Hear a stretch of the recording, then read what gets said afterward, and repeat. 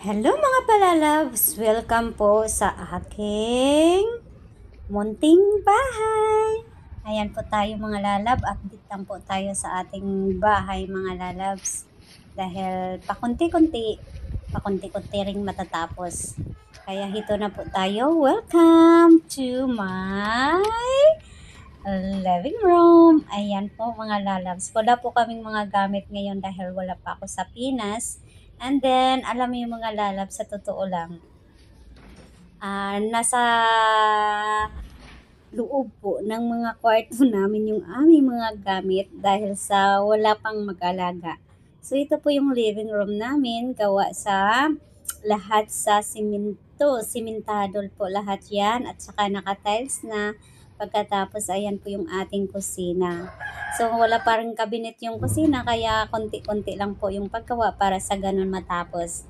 Ayan po mga lalabs, ito po yung sa likuran namin, at saka nagkaroon na po ng penta yung ating pamamahay sa gilid ng bahay. Ito po ay may kulay na blue at saka yellow. Hinahayaan ko na lang pong magkulay kung anong mang gusto nilang ikulay dyan.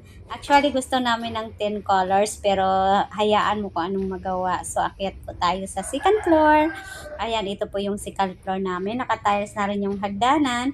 At saka mayroon din dito sa aming ginawa ko na itong ito po yung living room namin. Instead na sa baba yung living room namin or nasa aming balcony, ayan, diyan na lang namin nilagay yung aming living room sa itaas kasi ang liit ng living room sa baba. Kaya't yun ito, pang 3 kwarto po to. Hindi pa siya tapos. So, kulang na lang po ito ng tiles kasi mayroon na siyang window. Glass window, nakakulay na po, ayan, at saka yung kulay lang po dito ay ang kisame. So, pakunti-kunti lang tayo mga lalab kasi nga dahil may college tayo kaya walang biglaan. So, ito po yung aming pa-living room, o diba, o diba, o diba, pag nakauwi ako dyan mga lalab, makompleto na yan, may sofa, may upuan, may mga table, lagyan ng bulaklak, o diba, diba, sa masayang tingnan na mayroon ka ng sariling bahay. Ayan, dito po yung open balcony namin mga lalab. Ito yung nasa harapan namin kasi residences po to.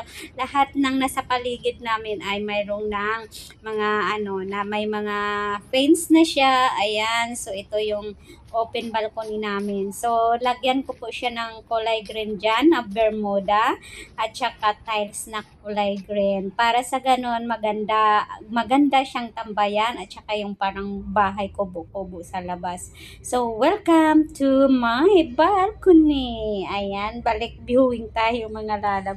Kaya, maganda naman kahit na wala ako dun sa Pinas, yung anak ko ay nagkukuha ng mga ng video at pinapasa sa akin kasi wala naman siyang magawa pag halimbawa na holiday niya, ayan, kaya tiwala lang sa sarili kasi ito nga yung bahay namin ay mali-mali yung pagkagawa ng architect kasi nga yung gusto ko sana sa bubong ay hindi ganon. Aywan ko kung anong ginawa nila pero dahil sa nakalagay na po yan sa City Hall po mga lalab, hindi na siya pala mabago. Kailangan pag once na kung anong gusto mo sa pamahay mo, kailangan maging maayos at maayos yung plano kasi pag hindi ka maayos sa pagpaplano, siguradong maling-mali talaga. Kaya no choice, tuloy lang talaga at patuloy lang tayong magtiwala. Kaya yung anak ko, pinagtatawanan ko kasi ang ginagawa niya ay sinasabi niya, welcome to the